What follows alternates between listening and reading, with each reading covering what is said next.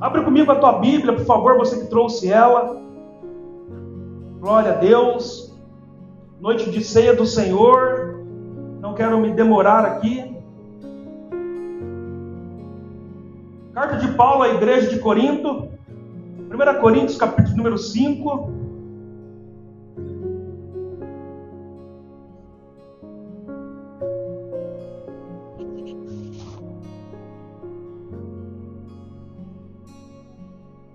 Coríntios, capítulo número 5, versículo de número 6.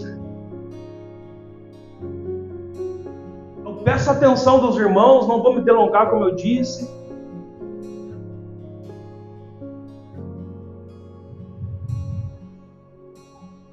Conversando com o Senhor, eu falei: Senhor, é uma noite de festa. Senhor, é uma noite de... Os ânimos dos irmãos estão lá em cima, a adrenalina deles está lá em cima. Eles estão felizes. As irmãs ganharam o ovo da Cacau Show. Os irmãos estão na expectativa, depois do culto, de passear ainda e começar a semana diferente. Mas o Senhor me levou a essa mensagem, a essa passagem, e vai fazer eu e você refletir alguma coisa diferente. 1 Coríntios, capítulo número 5, versículo número 6. Quem achou diz amém. Quem quer ir para o céu, dá glória a Deus. Diz assim a palavra do Senhor: esse vosso orgulho não é bom. Não sabeis que um pouco de fermento faz com que toda a massa fica fermentada. Livrai-vos do fermento velho, a fim de que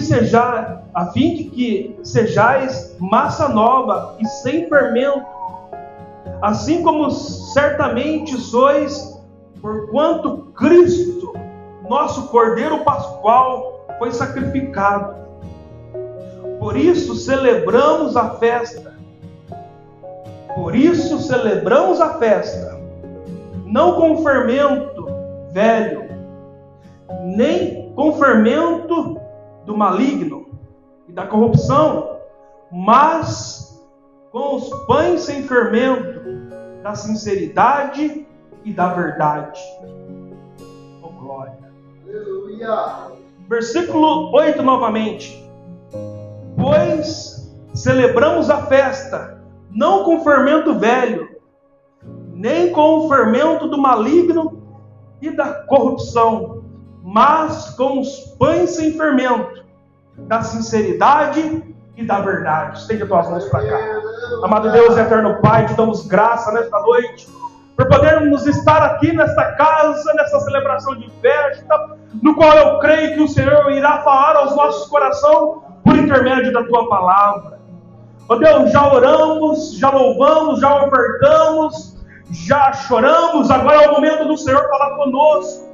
Fala com o irmão do fundo, fala com a irmã da frente, fala com a tua igreja, fala com os nossos vizinhos que nos ouvem, fala com os nossos irmãos que posteriormente irão nos ouvir nas redes sociais, mas fala com a tua igreja nesse tempo, meu Deus.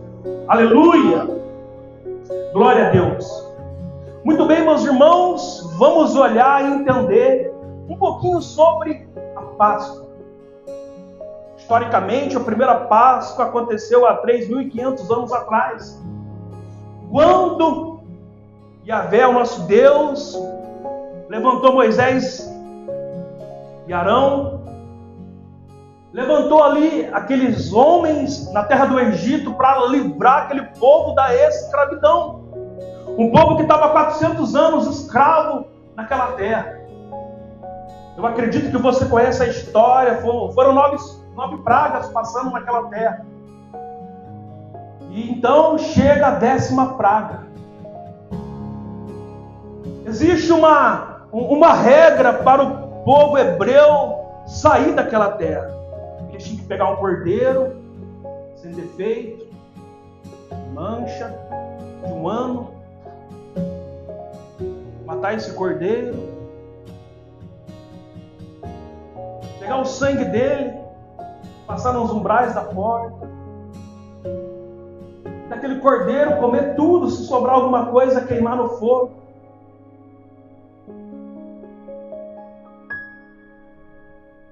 comendo, mas pronto. As vestes, sandálias nos pés, vara e cajado, pronto. O Senhor, o Eterno, deixa claro, essa é a Páscoa do Senhor. O meu juízo passará na terra do Egito. Aonde não tiver o sangue nos umbrais da porta, o primogênito daquela família vai morrer. Quer seja de homens, quer seja de animais.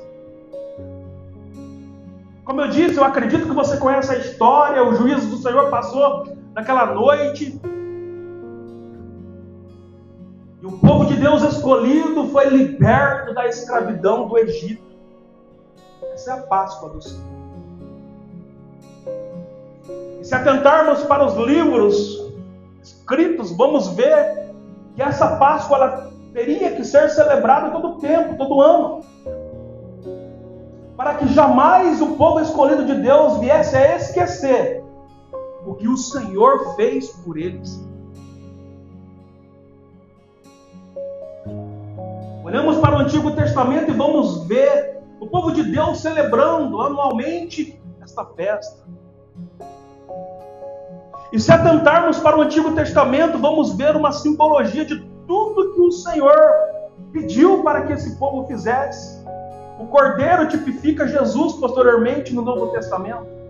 O sangue nos umbrais da porta tipifica o sangue de Jesus na cruz do Calvário. As ervas amargas tipificam a escravidão que Deus estava livrando eles. O pão sem fermento tipifica a santidade. Vamos compreender que tudo que o Senhor falou para este povo fazer no Antigo Testamento, passou-se o tempo, 3.500 anos depois. Tudo aquilo que tipicamente estava tipificando aquilo que Deus queria fazer, porque vamos entender teologicamente que o Antigo Testamento ele é a sombra do Novo Testamento. Tudo que acontece no Antigo Testamento, tudo que está sendo narrado no Antigo Testamento, é o que o Senhor iria fazer no Novo Testamento. E quando Mateus, Marcos, Lucas e João começam a narrativa missionária Carim, se estudarmos profundamente as escrituras desses 4 evangelhos, ainda que muda algumas coisas, ainda que muda algumas palavras, mas se atentarmos para a Bíblia, não no físico, e sim no espiritual, vamos compreender que a narrativa desses 4 evangelhos volta o que está descrito em Êxodo. A caminhada, o ministério de Jesus.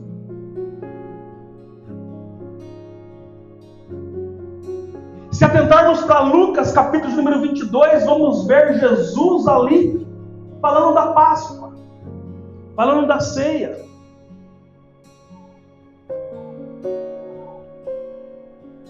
Jesus morre, mas ao 3º dia ele ressuscita. Essa é a Páscoa do Senhor. No Antigo Testamento, o cordeiro foi morto, o juízo do Senhor passou naquela terra, mas os hebreus foram libertos pelo sangue do cordeiro que estava nos umbrais da porta. Deus, por intermédio dos homens levantados naquele tempo, libertou os hebreus da escravidão do Egito. No Novo Testamento agora, como eu disse, eu falei, Senhor, é uma noite de festa, é uma noite de celebração, e o Senhor me leva a um texto. Você que conhece a Bíblia, você sabe qual o texto que eu estou narrando nesta noite. E o Senhor falou comigo, filho, lá atrás no Antigo Testamento, você sabe disso teologicamente, filho, que o Antigo Testamento é a sombra do Novo. Lá atrás eu libertei o povo.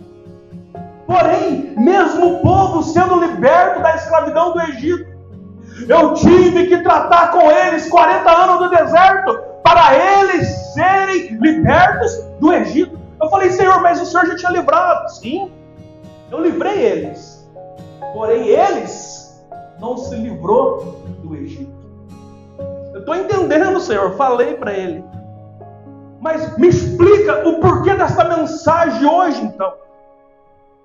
O Senhor me falou, sim, meu filho, não mudou. Ainda que os tempos são outros, ainda que a história é outra, o contexto é o mesmo, filho. Como assim, Senhor? Presta atenção no texto, filho. Se olharmos, vamos agora atentar para o contexto no qual está descrito aqui a igreja de Corinto, no capítulo número 5. A era da igreja. A era no qual os apóstolos se posicionaram. A era no qual, meus irmãos, Deus, através do teu Espírito Santo, através dos apóstolos, o sobrenatural acontecendo no meio da igreja. Vamos olhar para esse contexto aqui da igreja de Corinto, uma igreja de muitos dons.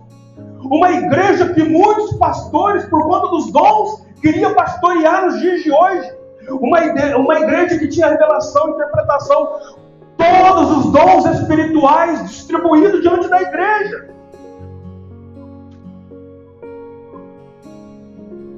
Uma igreja que, para quem olhasse para ela no espiritual, vai falar assim: que igreja maravilhosa, que igreja poderosa, que igreja do fogo de Deus.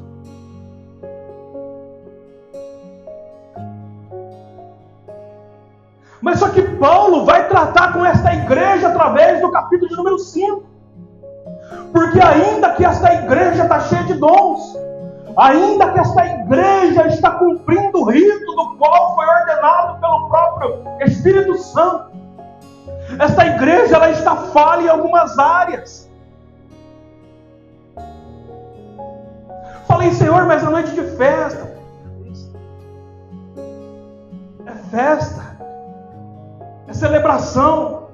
Mas é necessário ser do meu jeito. É necessário ser do jeito que eu quero. É necessário estar da forma que eu estou falando.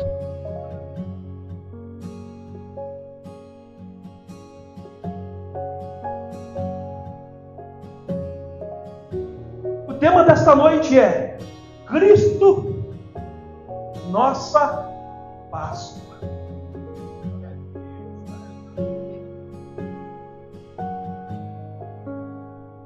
Cristo, a nossa Páscoa.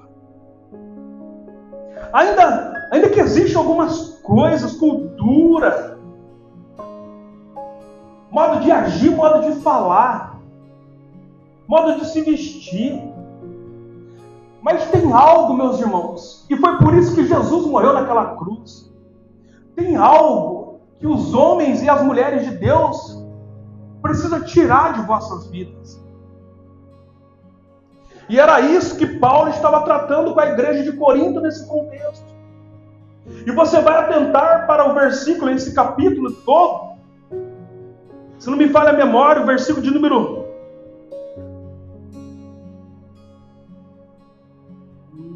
acho que é o versículo número 4, se não me falha a memória. Paulo vai deixar bem claro, Jesus é a nossa Páscoa.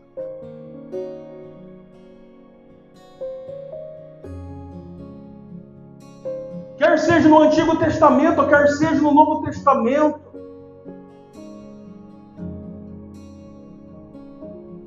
vamos olhar e atentar para as Escrituras Sagradas que Deus, o Espírito Santo e Jesus, Ele está tratando de algo profundo na vida do homem. O que é esse algo profundo que Deus sempre está tratando com o homem? Tem algo, meus irmãos, que afasta o homem de Deus. Tem algo que causa a separação de Deus e o homem. Os 66 livros da Bíblia vai tratar sobre isso. De Gênesis a Apocalipse, vamos ver um Deus amoroso, tratando com o homem por um único aspecto. Um dia, um homem muito culto, um doutor, um mestre. Jesus ainda até fala para ele: tu és mestre em Israel e não sabe disso. Um homem por nome de Nicodemos foi conversar com Jesus. E Jesus começou a explicar algumas coisas para ele, se você prestar atenção no contexto. Jesus vai dizer para ele assim: eu vim para livrar o povo de Deus Não. Quem está comigo dá glória a Deus. Jesus, conversando com Nicodemos, ele deixa algo bem claro. Eu vim para livrar o povo do pecado. Do pecado. Nicodemos até assustou, mas tu não veio livrar o povo de Roma, não. Eu vim livrar o povo do...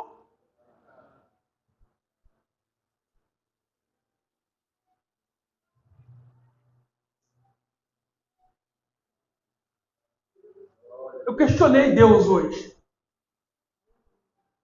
Falei, Senhor, mas a mesma tecla. Parece que é só isso que o Senhor quer falar. O Senhor falou assim, filho, pode estar bonito.